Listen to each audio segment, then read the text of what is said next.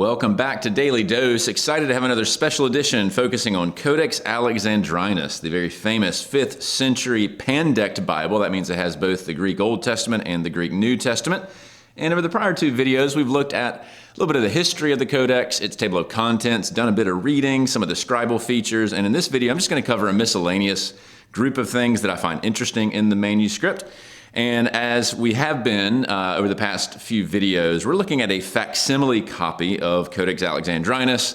The high-res images are still not available through the British Library website, and this is available through archive.org. You'll notice that apparently whenever this was put on the market, you could buy it for $2,000, the facsimile. I'm not sure what it goes for today, but back then that seems pretty high. This particular facsimile is from 1881, and it's actually quite high quality for its day. It's been useful thus far. I don't even know if the Old Testament images for Codex Alexandrinus will be made available at any point, anytime soon from the British Library. So this is the best we have to go on, but I'm thankful that we have it. So let's dig in. First thing, I don't know if I've done this thus far, wanted just to show you the full spread that Codex Alexandrinus looks like on a typical page. And so this is the end of Numbers and the start of Deuteronomy, and you'll notice it is 4 columns, very nice and tidy. And again, you can see some of those large letters that make it stand out. This is in comparison to Codex Sinaiticus, which, as you can see on the screen, is the very familiar 4-column layout. So each column is a bit narrower, but still very nicely aligned, or the 3-column format that Codex Vaticanus is known for. So Alexandrinus is a 2-column format pretty much throughout. And this is what the end of Numbers looks like. As I mentioned previously, and I'll show you a few more of these, pretty much every book has a decorative tailpiece or coronus, where they'll often do these decorative things down the side and so forth. You'll notice that this is arrhythmoi. So you see an alpha, rho, iota, theta, mu, omicron, iota. That is the plural of Numbers. Here's the start of Deuteronomy. And so you can see at the top, this is a slightly less pronounced decorative headpiece, and it's Deuteronomion, as you can probably make out there. Well, why don't we just pause and do a bit of reading here just to get, again, familiar with the script, to get a bit more experience under our belt. So we'll begin, of course, with a massive kappa with the alpha iota, so chi. And then we have a hutoi, so omicron, there's your majuscule upsilon, etc. So these, and then we have hoi here. Notice Alexandrinus, generally speaking, has very few diacritical markings, so the, and then we have logoi, so these are the words, and then we have hus here, so you would, in a standard edition, have a rough breathing there. That's the relative pronoun. So these are the words which, and then we have elalese, but then you'll notice there is a new overbar there. That's the letter N. We've seen that in some of the other manuscripts. So which, someone spoke. Who is it that spoke? So it's Moses. This is one of the common spellings of Moses' name, with the omega followed by the upsilon and the sigma. That's not the only option. You'll see different spellings for Moses because, of course, it was a Semitic name that's not even easy to say in Hebrew. Trying to bring it into Greek was tricky. So Moses, and then it's Ponti. And so you have the P there, the pi, but notice that the overbar is pretty thin. It's the third declension, iota there. And then we have, let me erase some stuff here. You have iota, eta, lambda, iota, eta, lambda. What's going on with that? Well, you'll see that there is an overbar there. This is Israel. Oh, I wrote that in English. Israel, so this is a nomen sacrum. Notice I used the lunate sigma there. Nomen sacrum for Israel, which by the time you get into the 2nd, 3rd, 4th century, you do start to see more words other than divine names be treated with the nomina sacra. And then we have peron, that means across, to, and then Jordanu. So let me throw this up on the screen so you can see it. Okay, hutoi hoi lagoi. So these are the words which Moses spoke to all of Israel across the Jordan and so forth. So just a fun way to get started. That's how Deuteronomy begins. Let's move on and see what the end of Deuteronomy looks like. And so you'll see much more pronounced coronus here, a lot of decorations, and then you see Deuteronomion, once again, the 2nd law. So that's the end of Deuteronomy. Well, let's take another step forward in the manuscript, and now we're going to move to 1 Kingdoms, which I've mentioned in prior videos. That's 1 Samuel. Samuel and Kings are first, second, third, and fourth kingdoms in the Septuagint. And we're going to look at Hannah's song, which is in chapter 2. It's a lovely poetic composition, and just want to show you how the scribe treated it because it's quite interesting to me. So typically in First Kingdoms or First Samuel, it's just a big narrative, and so you'll typically see it in the standard Alexandrinus way with big blocks of text with new sections started with that those large letters in the margin and so forth. But when we're shifting to poetry, you'll notice that every line or every stanza, if you will, has this large letter in the margin. It's jutted into the left-hand side. So if you see, here's where the letters normally line up. You also see it here. That's the typical left-hand margin, but with each new part of it, they have outdented, if you will. If you remember, that's ekthesis, and also done a letter enlargement. Another thing that you'll see is instead of continuing to write all the way out to the margin, when they get to the end of a sense unit, of course the scribe is here, they're probably making a judgment call, or they're using their exemplar to do this. They'll do a carriage return, so to speak, and do ekthesis on the next line. You see it right here as well. So that's a nice visual way in which poetry was set off. You'll see similar treatments in the Psalms and other similar places. Well, let's do a little bit of reading here. So Hannah's song is going to pick up right here with the Chi Apin, and that's notable because this is actually the beginning of the poem, but they didn't do anything here. No raised dot, no space. They just trusted that you could tell that it begins somewhere close to this enlarged epsilon, but you actually have to go up to the prior line to figure out, okay, where does it actually start? So, and she said, then we begin with this epsilon. This is a lunate sigma here, the tau, etc. So it's estereothe, so that's a nice theta eta ending. Aorist passive third singular for to be strengthened. And so what's being strengthened? This is your article eta here. Notice there's no breathing marks. That's pretty typical. And cardia. So the heart is strengthened. Whose heart is it? It's my heart. So there's your mu. So my heart is strengthened. N, and N's going to take the dative here. So you see kappa omega with a line over it. So that's going to be a nomen sacrum for the dative of Lord there. And so the nice thing about the nomina sacra, when they're done this way, where you take the first letter and the last letter, is that you pick up on that case ending. So my heart is strengthened in the Lord. Let me throw that up on the screen so you can follow along. There's your K-apin, stereothe, he cardia mu in curio. But notice there's your abbreviation. I just threw in the rest of it for you. Next line, you have hupsothe here. Now this is a upsilon in the margin. They do put a little diaresis most likely there. That's kind of an early form of a breathing mark. And then you again have a theta eta ending. So what's being exalted? It's keros. That means horn, and it's my horn. This is this way in which in the ancient Near East, as well as the Hebrew Bible, you see horns being used for personal strength.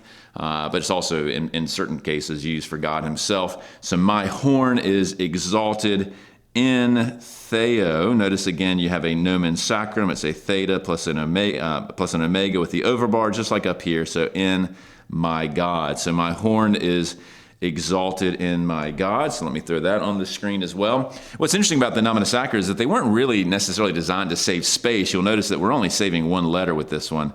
And sometimes you're not really saving many at all, but it's still a way to set those things apart visually.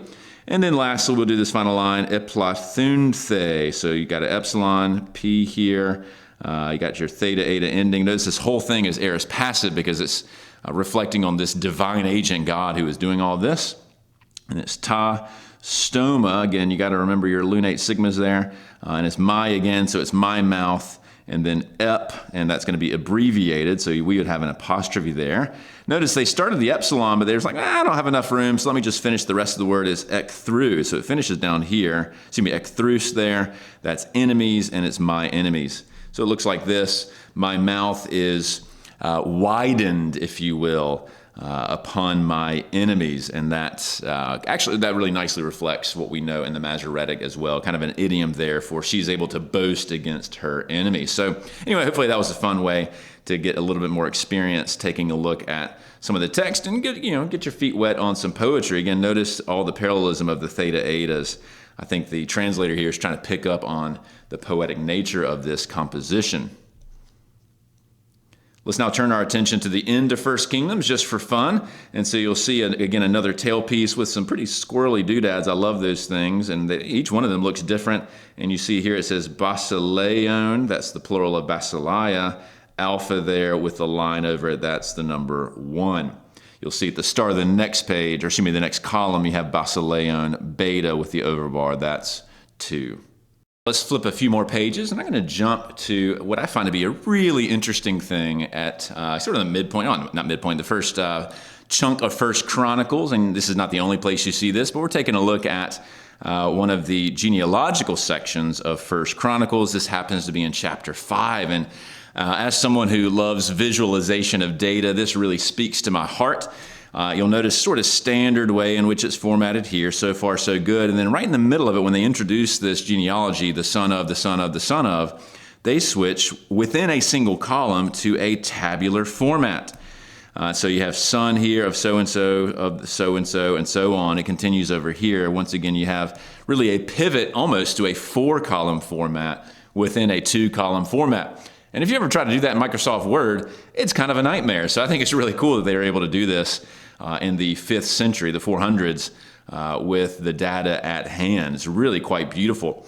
Now, what's really interesting about that to me is that this convention in the genealogy section also shows up in Luke's genealogy. And so we don't have Matthew's genealogy in Codex Alexandrinus to compare because that section has been lost. But when you go to Luke's genealogy in Luke 3, you'll see a similar treatment. Notice you have standard formatting here, with big kappa and all of that.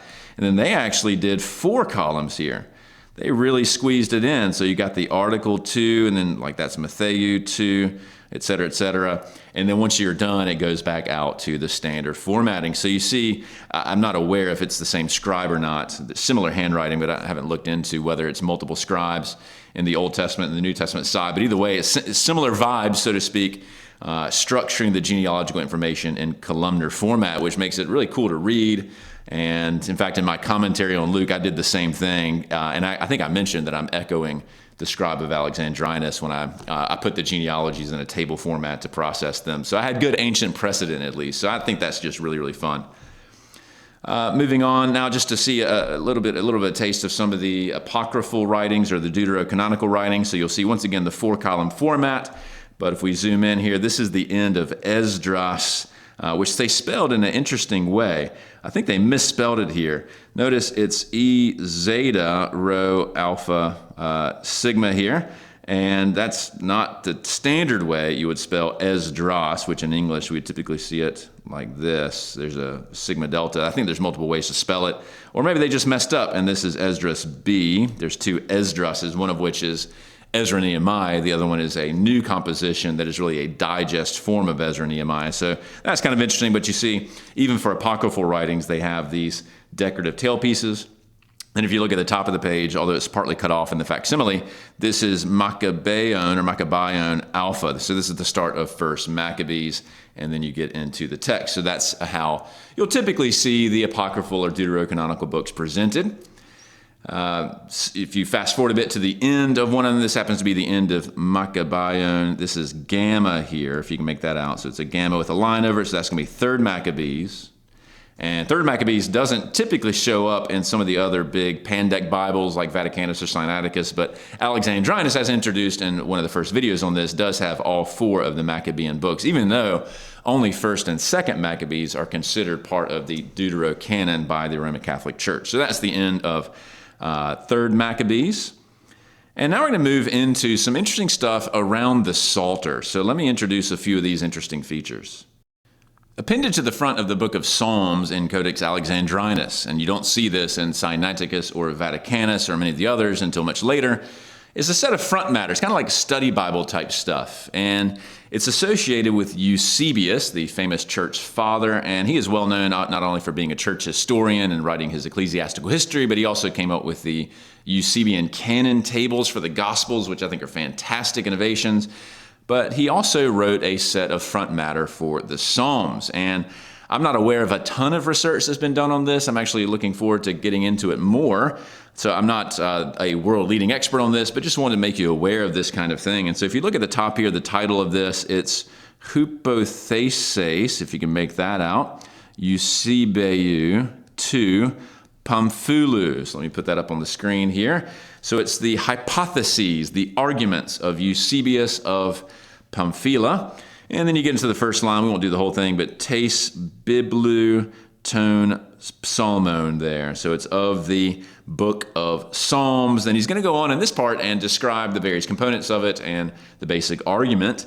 And then once you get through that, you get to the periochai here. So this is periochai, ace tus psalmon, or psalmane.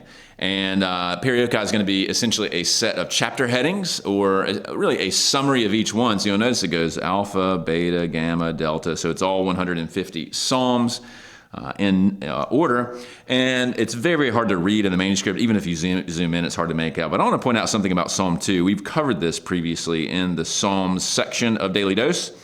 And if you can make it out barely, it says prophese, peri. Then it says Christou here. So it's considered a prophecy concerning the Christ. And it's very difficult to make out the rest of it there. You'd have to have a cleaner copy or a transcription. But that's really interesting that, of course, Eusebius is reading Psalm 2 as a forward-pointing prophecy of the Christ, because, of course, in Psalm 2 you have the nations raging against the Lord and against his Christ, and God laughs and seats his Son upon the throne. So just really interesting in terms of the reception history of Psalm 2. Now, once we actually get to the Psalms, it starts in a pretty normal way. So you can see this is Psalterion here. So it's the Psalter. And then Makarios, Aner, Has, etc., etc. Notice the big M there to kick it off. So blessed is the man who, and so on. We've looked at Psalm 1 previously in Daily Dose. So Psalter stuff is pretty fascinating. When you get to the end of it, you'll see this, another decorative tailpiece. And this is quite interesting. I'm going to look at Psalm 151 for a whole dedicated video down the road, because each of the majuscules handles it in a very different way. That's the apocryphal addition to the Psalter. But for Alexandrinus, you'll notice it says psalmoi, so your C there. You got your alpha, lambda, etc. So psalmoi, and then it's a rho plus a nu. Rho equals 100. Nu equals 50, and notice the overbar. So this is 150 psalms. Then it says kai idiographos. That is the typical word that is used for the Psalm 151 that is added at the end, and we'll see different treatments of it in a future video. And it says, okay, there's another one, and there's only one of them. So alpha plus the number over it, that equals 1. So that's going to give us the 151st Psalm. But notice that the scribe of Alexandrinus treats them very differently, that there are 150 Psalms, and then there's an extra one appended to the end. We're going to see it's going to be handled a little bit differently in some of the other manuscripts. So also quite fascinating. Stay tuned for that. Then a few final things to mention. Within Codex Alexandrinus, there are a handful of inscriptions. Now, that's not like when you chisel something into stone. This is an inscription that a later, either a scribe or someone who has edited it, or perhaps even the owner of it has sort of added in the margins. And I'm not going to cover all of these, but one of the bigger ones is on the very first page, the first page of Genesis, and it is in Arabic. Now, I'm not an Arabic scholar, but this is Arabic here.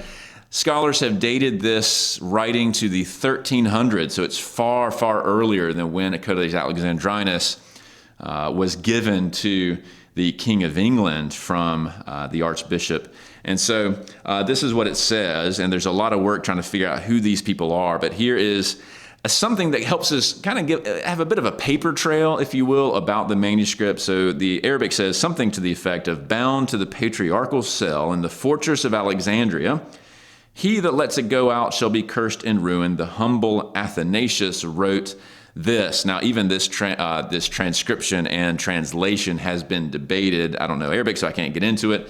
There's different ways it's been taken because, of course, it's quite sloppy. But we can assume for the sake of this video that this is accurate. So it's related to Alexandria, Egypt. Somebody named Athanasius wrote this, and that's one of the reasons why it has the name Codex Alexandrinus, because it was associated with that place. But this is part of the paper trail. And then another place you have this interesting note here. Notice that it's essentially a scribal colophon, which looks like the end of a book. You'll see the decorative stuff here. And then you have this note. So let's read it. We have Athanasiu, and then Archiepiscopou. And so you might want to pause and take a look at that. But alpha, theta, alpha, nu, etc. So Athanasiu, this is what it looks like if you want to see it. So it's of Athanasius. And so my assumption would be that this is that other Athanasius that we saw. only it's written in Greek, maybe not by his direct hand. It might have been a later scribe who is copying this. We'll see what it is. Notice he is in Alexandria, so Alexandrias, and it's an epistole, a letter here. The letter is to Marcellinon, so pros Marcellinon, and I'm not 100% sure who that is, but there is a letter that's bound in with the Codex, and it's associated with this Athanasius. If you're interested in the backstory, I would highly recommend the work by Andrew Smith, a study of the Gospels and Codex Alexandrinus. He does have a bit on the Old Testament side of the equation, but he has a lengthy discussion of all of these bits and pieces, the Arabic inscriptions and the paper trail, trying to piece together what was the history prior to when it kind of came to light and was gifted to the Royal Library of England. And he's trying to trace all this stuff out and come up with a bit of the history there. So highly recommend that book if you're interested in more. There's not been a ton of studies on Codex Alexandrinus, surprisingly. And he limits his mostly to the Gospels, but again, does have some of the historical context. So interesting stuff. Hopefully you've enjoyed this. I've hit you with a bunch of miscellaneous things, but it's a very fascinating manuscript. And so we got to do a bit of reading, got to do a bit of study of some of the stuff in the Psalter, and so on. So thanks for tuning in. We'll move on for now, but I no doubt we'll come back to Codex Alexandrinus down the road. Hopefully you've enjoyed getting your feet wet in this very, very marvelous manuscript.